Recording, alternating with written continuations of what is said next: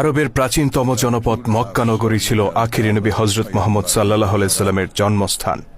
এই মক্কাতেই ছিল তার পিতৃপুরুষের ভিটেমাটি, ছিল নিজের পরিবার ও গোত্রের বসবাস। মক্কার কুরাইশরাই ছিল তার আপনজন। 40 বছর বয়সে যখন রিসালাতের গুরু দায়িত্ব অর্পণ করা হলো, তখন এই মক্কার মানুষদেরকেই সর্বপ্রথম ইসলামের পথে আহ্বান করেন আল্লাহর নবী। কিন্তু ভাগ্যের কি নির্মম পরিহাস, মহাসত্যের এই আহ্বানের পথে প্রথম বাধাদানকারী হয়ে দাঁড়ায় তার আপন মানুষেরাই। নিজের গোত্র থেকেই আসে প্রথম আঘাত, নিজের শহর মক্কাই হয়ে ওঠে ষড়যন্ত্রের প্রথম ঘাঁটি। শুরু হয় প্রচণ্ড বিরোধিতা। নবী মুহাম্মদ সাল্লাল্লাহু আলাইহি সাল্লামের অনুসারীদের উপর চড়াও হতে থাকে কুরাইশরা। সে কি নিষ্ঠুরতা, সে কি পৈশাচিকতা!